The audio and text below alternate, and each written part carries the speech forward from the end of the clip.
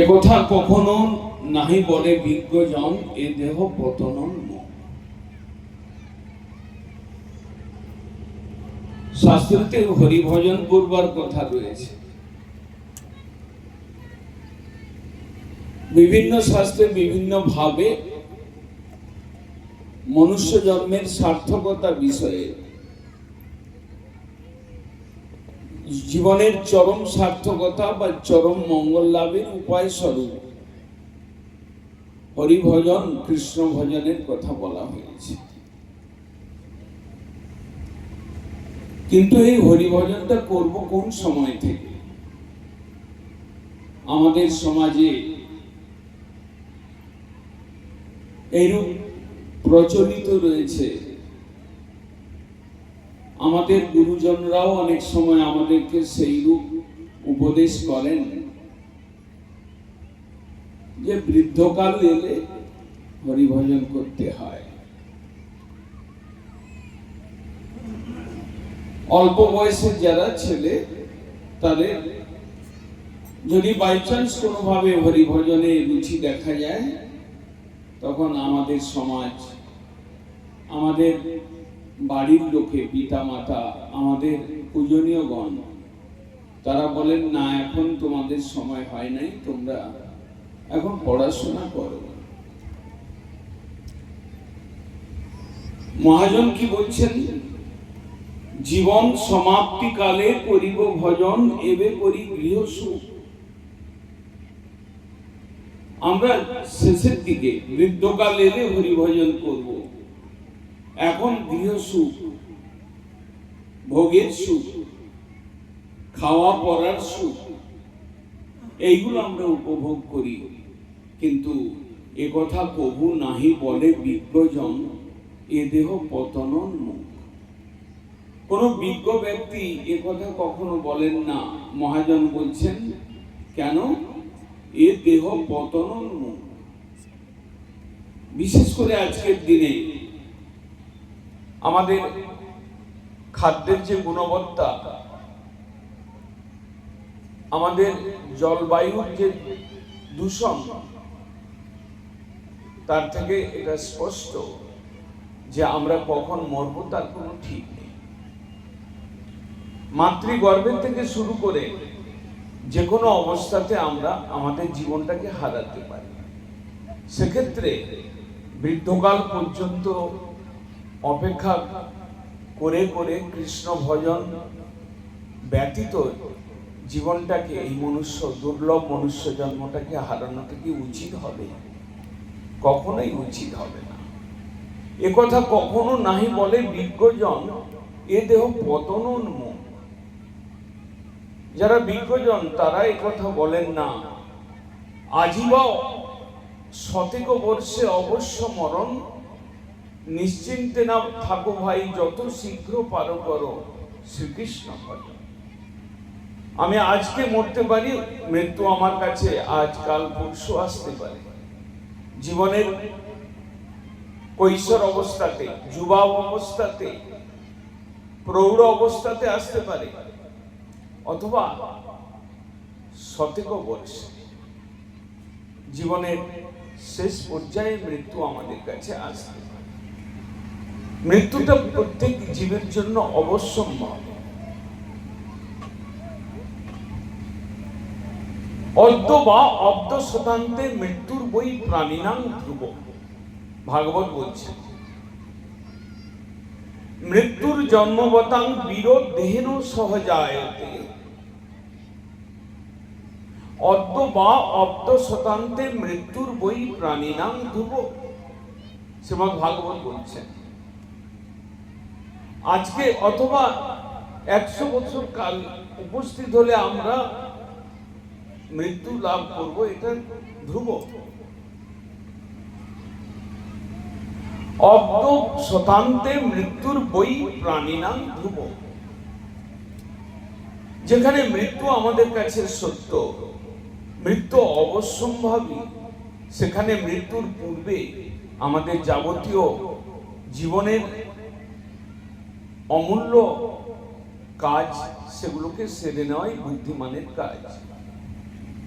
কিন্তু দুর্ভাগ্যবশত আমাদের সমাজ, আমাদের পরিবার, পারিবারিক জীবনে বা সামাজিক জীবনে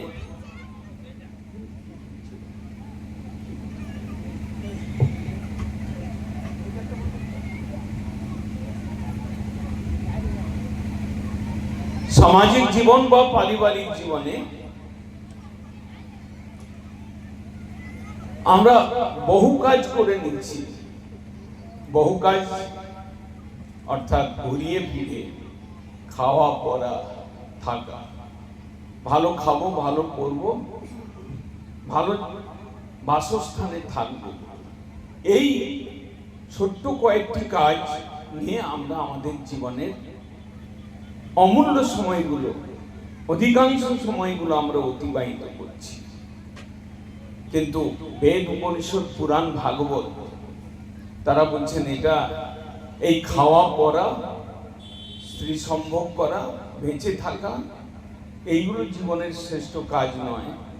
এই কাজগুলো বৃক্ষ, কীট পতঙ্গ, পশু প্রত্যেকের জীবনে এই কাজগুলো করে। আমরা দুর্লভ মানব জন্ম পেয়ে এই থাকা, খাওয়া, পড়া এই চিন্তা করতে করতে জীবনটাকে যদি অতিবাহিত করি, এটা আমাদের জন্য বুদ্ধিহীনের কাজ।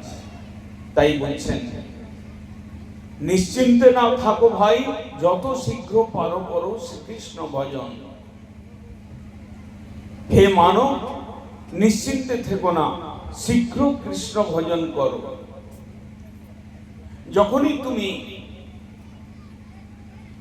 সাধুর সংস্পর্শে আসছো, যখনই তুমি গীতা, ভাগবত,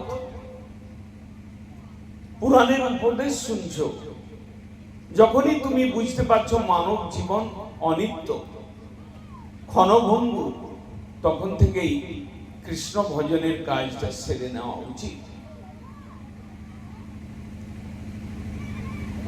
মানুষ জন্ম পেয়েছে এই জীবনেই আমাদের ভগবানকে জানা, ভগবানের বিষয়ে কিছু করা, এটা আমাদের প্রধান কর্তব্যের মধ্যে গণিত হয়েছে। বেদ, উপনিষদ, পুরাণ তাই বলছে। এবং শুধু তাই নয়, পুরাণের প্রমাণ রয়েছে, গীতা, ভাগবতে প্রমাণ রয়েছে। একটু আগে আপনারা শুনছিলেন ধ্রুব মহারাজ, প্রহ্লাদ, ধ্রুব, অম্বরীশ মহারাজ, চিত্রকেতু রাজা, যযাতি রাজা, এরা সব কৃষ্ণ ভজন করেছেন বিভিন্ন জীবনের বিভিন্ন স্টেজ। ধ্রুব মহারাজ ৫ম বর্ষের বালক কৃষ্ণ ভজন করেছিলেন জঙ্গলে গিয়ে, কিন্তু তার থেকেও পূর্বে শুরু করেছিলেন প্রহ্লাদ মহারাজ, যিনি মাতৃগর্ভে থেকে ভজন শুরু করেছিলেন। মাতৃগর্ভে থাকাকালীন দেবরাজ ইন্দ্র তার মাতাকে ধরে নিয়ে যাচ্ছিলেন। প্রহ্লাদের পিতা হিরণ্যকশিপু তখন তপস্যা করতে গিয়েছিলেন। দেব বিদ্বেষী, বিষ্ণু বিদ্বেষী সেই হিরণ্যকশিপু শক্তি সংগ্রহ করবার জন্য কঠোর তপস্যা করেছিলেন। সেই কালে দেবরাজ ইন্দ্র হিরণ্যকশিপুর স্ত্রী কয়াধুকে নিয়ে চলে যাচ্ছিলেন। পথে ভাগ্যক্রমে, ঈশ্বর ইচ্ছায় দেবর্ষি নারদের সঙ্গে দেখা। নারদ বললেন, ইন্দ্র তুমি ভালো আছো তো? কিন্তু তোমার সঙ্গে একজন মহিলা কে, তুমি কেন একে নিয়ে যাচ্ছ? দেবরাজ ইন্দ্র বললেন যে হিরণ্যকশিপু অত্যাচারী রাজা, তার স্ত্রী। তুমি একজন দেবরাজ, তুমি দেবতা, তুমি অন্যের পত্নীকে ধরে নিয়ে যাচ্ছ। বললেন, না প্রভু, আমার অন্য কোনো অভিলাষ নেই, কিন্তু এই স্ত্রীর গর্ভে যে পুত্রটি রয়েছে পিতার মতো অত্যাচারী হবে, তাই পুত্রটি জন্ম নিলে আমরা একে মেরে ফেলতে চাই।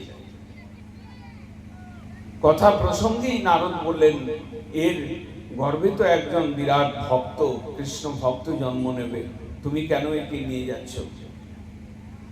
নারদের কথাই ইন্দ্র তাকে ছেড়ে দেয়। সেই কয়াধু প্রার্থনা করে নারদের কাছে যে আমার স্বামী তপস্যা করে ফিরে না আসা পর্যন্ত আপনার আশ্রমে আমাকে রাখুন, স্বামী এলে তারপরে আমি চলে যাব। সেই সময় প্রহ্লাদ মাতৃগর্ভে সপ্তম বর্ষের অধিক হয়েছে, অষ্টম বর্ষে অষ্টম মাসের গর্ভে তিনি রয়েছেন এবং সাধুর কাজ পতিত জীবকে দেখলেই কৃষ্ণ ভজনের উপদেশ করা। দেবর্ষি নারদ সেই প্রহ্লাদের মাকে উদ্দেশ্য করে ভাগবতের কথা শোনাচ্ছিলেন। সপ্তম মাস অষ্টম মাসের বালক সেই প্রহ্লাদ মাতৃগর্ভে থেকেই ভাগবত কথা শুনছিলেন, তার থেকেই তিনি জ্ঞান লাভ করেছিলেন এবং জন্মানোর পরে পড়াশোনা করতে গিয়েও তিনি সেই সকল ভাগবতের কথা, ধর্মের কথা তিনি স্মরণ করেছিলেন এবং পরবর্তীকালে অষ্টম বর্ষ বয়সে তিনি নিজের পিতার প্রশ্নের উত্তর দিতে গিয়ে তিনি বলেছিলেন, শ্রবণং কীর্তনং বিষ্ণু স্মরণং পাদ সেবনং অর্চনং বন্দনং দাস্যং সক্ষমাত্মনিবেদনং ইতি পুংসার পিতা বিষ্ণু ভক্তিশ্চেত নবলক্ষণা। হে পিতা, ভগবানকে ভক্তি করা জীবনের শ্রেষ্ঠ কাজ। হরি যিনি সর্বত্র সর্বদা, হরি যিনি প্রত্যেক অণু পরমাণুর মধ্যে রয়েছে, বৃক্ষলতা গুল্ম থেকে শুরু করে দেবতা কিন্নর যক্ষ সকলের অন্তর্যামী রূপে যিনি বিরাজ করছেন, তিনি শ্রোতব্য, তিনি কীর্তিতব্য, তিনি স্মর্তব্য, তিনি আমাদের জীবনের সর্বোপরি তার সেবা করাই আমাদের জীবনের একমাত্র কর্তব্য। এই কথা শ্রবণ করে সেই পিতা ক্রোধিত হয়েছিলেন। পরবর্তীকালে আপনারা জানেন যে হরি সর্বত্র সর্বদা, হরি সর্বত্র রয়েছেন। যখন হিরণ্যকশিপু এক্সাইটেড হয়ে, বিরক্ত হয়ে নিজের পুত্রের কাছে নিজের শত্রুর মহিমা, নিজের শত্রুকে ভজন করবার কথা রূপ উপদেশ পেয়ে অত্যধিক ক্রোধিত হয়ে যখন তিনি পুত্রের কাছে বলেছিলেন, তুমি হরি হরি করো, তোমার হরি কোথায়? তোমার হরি কি এই স্তম্ভের মধ্যে রয়েছেন? তখন প্রহ্লাদ মহারাজ নিঃসংকোচে বলেছিলেন, আমার হরি সর্বত্র রয়েছে, এই স্তম্ভের মধ্যেও রয়েছে। হিরণ্যকশিপু ক্রোধিত হয়ে বালকের কথাতে তুচ্ছ ভাব যুক্ত হয়ে তিনি সেই স্তম্ভকে মুষ্টাঘাত করেছিলেন আর ওই স্তম্ভটি চুরমার করে ভেঙে পড়ে যায়। হিরণ্যকশিপু ভেবেছিলেন যে বালকের কথা, বালকের বুদ্ধি এই রূপই হয় যে গিট্টি বালু সিমেন্ট পাথর দিয়ে তৈরি স্তম্ভের মধ্যে ভগবান থাকে। কিন্তু বালকের কথাটাই সত্য হয়েছিল। কয়েক সেকেন্ডের মধ্যে সেই স্তম্ভের মধ্যে বিরাট গর্জন এবং পরে নরসিংহ মূর্তিতে ভগবান আবির্ভূত হয়ে। জয় জয় ভগবান নৃসিংহদেব কি জয়, ভক্তবৎসল ভগবান নৃসিংহদেব কি। সেই প্রহ্লাদ যখন তার পিতাকে বলেছিলেন এই স্তম্ভের মধ্যে ভগবান রয়েছে, সেই ছেলেটির বয়স কত? অষ্টম বর্ষের বালক। তিনি কবে হরিভজন শুরু করেছেন? মাতৃগর্ভে থাকাকালীন। আজকের যে সিস্টেম, পাশ্চাত্য সভ্যতা ক্রমে মানবের মধ্যে অসহিষ্ণুতা, অধার্মিক আচরণ, পাপ প্রবৃত্তি আজকে এমন একটা অবস্থায় আমাদেরকে এনে দিয়েছে যে আজকে আমরা ছোটবেলা থেকে হরি চর্চা করব, হরি ভজন করব, রামায়ণ মহাভারত শুনবো, গীতা ভাগবতের কথা জানবো, কোনো ধর্মস্থলীতে যাব শিক্ষা নিতে, কোনো সাধু সমাজে গিয়ে বসবো, তাতেও মাতা পিতাদের মধ্যে ভয়, সমাজ সেটাকে ভালো চোখে দেখছে না। এটাই আজকের দিনের অসুবিধা। কিন্তু ভারতবর্ষ মুনি ঋষিদের দেশ, ভারতবর্ষ তীর্থময় ভগবানের লীলা ভূমিময় দেশ, ভারতবর্ষ গঙ্গা তুলসী ভাগবতের দেশ। আমরা সেই দেশে জন্মগ্রহণ করেছি। আজকে বহু কথা আলোচনা, বহু বড় বড় সভা আজকে বিশেষ করে এই রাজনৈতিক যে একটা গরম ভাব এসেছে, তাতে বিরাট বিরাট সভা এবং মানুষের কোনো অসুবিধা নেই। মানুষ দলে দলে যোগদান করছেন স্বার্থের জন্য বা অস্বার্থের জন্য।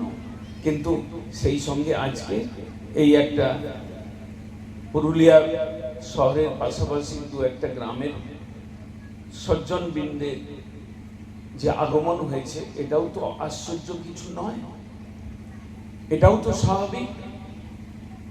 শাস্ত্র বলছেন যে আজিবা সতেই বর্ষে অবশ্য মরণ, নিশ্চিন্ত না থাকো ভাই, যত শীঘ্র পারো করো শ্রীকৃষ্ণ ভজন।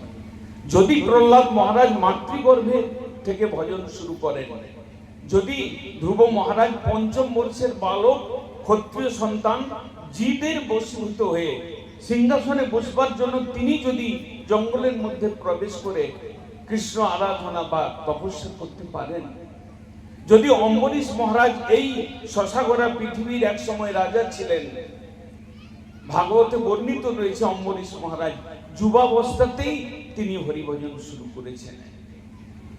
আজকে আমাদের এই সবার চতুর্দিকে অনেক যুবক ছেলেকেও দেখলাম, অনেক কিশোর সেবক ছেলেকেও দেখলাম।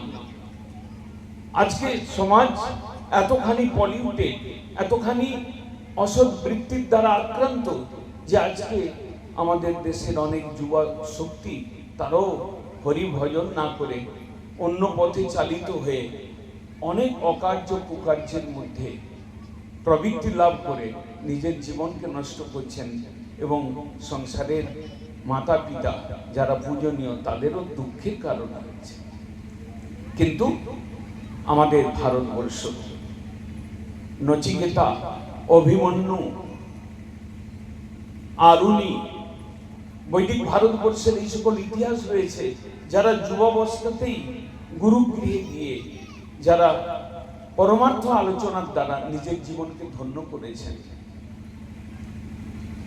অম্বরীশ মহারাজ তিনি শশাগড়া পৃথিবীর রাজা হয়েছিলেন অল্প বয়সে, যুবা বয়সে, কিন্তু সাধু সঙ্গের প্রভাবে তিনি জেনেছিলেন কৃষ্ণ ভজন জীবনের সর্বশ্রেষ্ঠ কাজ। এই কাজটাই যদি বাকি থেকে যায় তাহলে আমার মতো দুর্ভাগা অভাগা কেউ হবে না।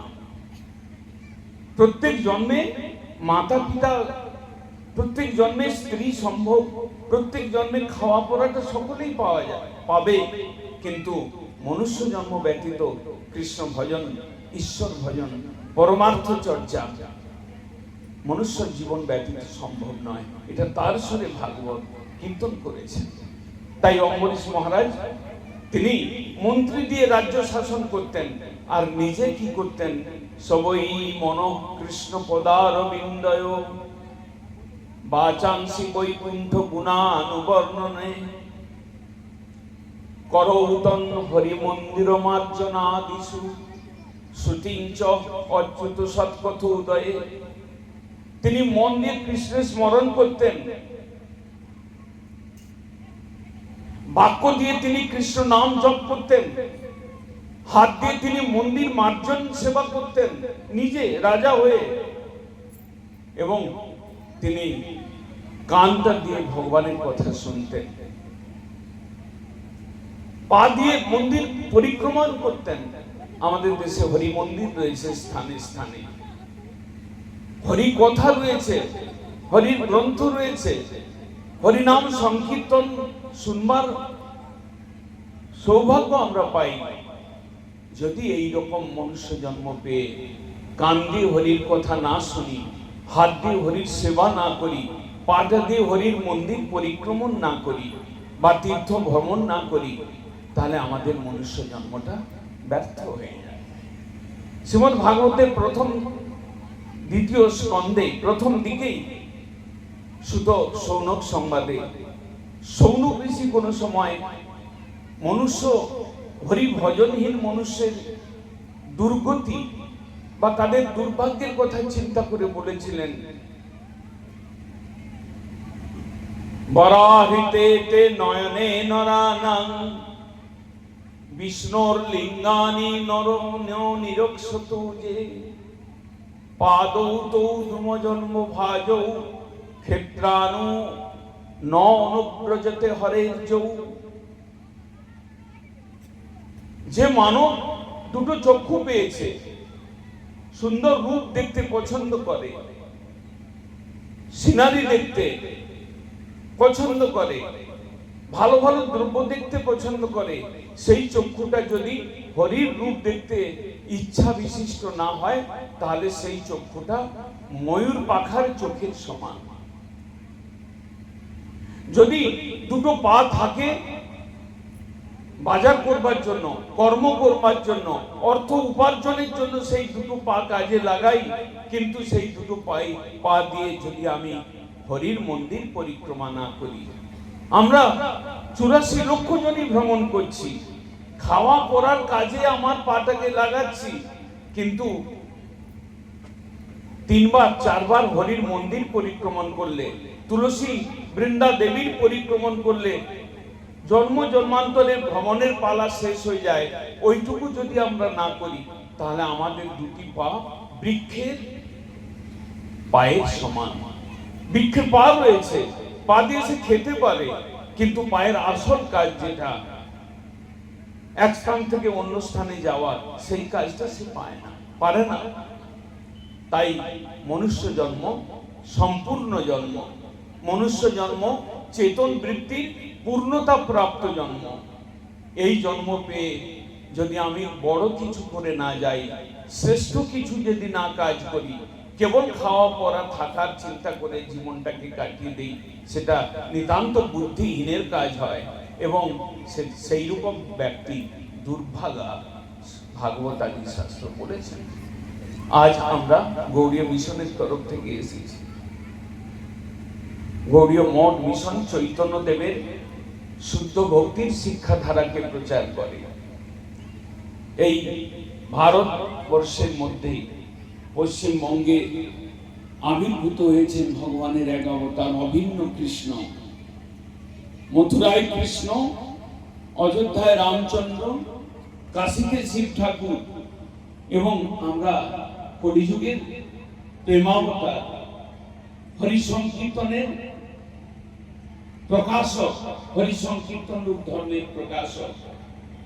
সহজে এই সংসারে বাড়ি দেওয়া যায় যে হরিনামের দ্বারা, সেই ধর্মকে যিনি এনেছেন, সেই চৈতন্য দেবের সম্প্রদায় ভুক্ত আমরা আজকে এসেছি। আমরা বেদ, উপনিষদ, পুরাণ এবং ভাগবতের কথা স্থানে স্থানে শ্রবণ করিয়ে জীবের কল্যাণের জন্য, এটাই আমাদের কাজ, এটাই আমাদের ডিউটি এবং এই ডিউটিটা ভাগ্যক্রমে আমরা পেয়েছি। আজকে এই পুরুলিয়া অঞ্চলে কয়েকজন মাত্র গৌড়ীয় মঠের ভক্ত মিলে তাদের যে এই উদ্যোগ, এত বড় একটা সভা করে, তাদের খাওয়ার ব্যবস্থা করে, তারা যে হরি কীর্তন এবং হরি প্রসঙ্গ অন্যের কানে যাতে যায়, তাদের জীবন যাতে উদ্ধার হয়, এই যে ব্যবস্থাপনা করেছেন, তার জন্য আমরা সেই ব্যবস্থাপনা অন্তর্ভুক্ত যারা নিজের পরিশ্রম দিয়ে এই আয়োজনটা করেছেন এবং এতদ অঞ্চলে 4-5টি গ্রামের সজ্জনবৃন্দ যারা এই কার্যে সহায়তা করেছেন, আমরা সকলকে ধন্যবাদ জানাই। আমরা সব পুনঃ যাতে প্রত্যেক বৎসর এসে আপনাদের কাছে হরি ভজনের কথা, জীবনের সর্বশ্রেষ্ঠ মঙ্গলের কথা যাতে বলবার সুযোগ পাই, সেই প্রার্থনা করে আমি আমার বক্তব্য শেষ করছি। বাঞ্ছা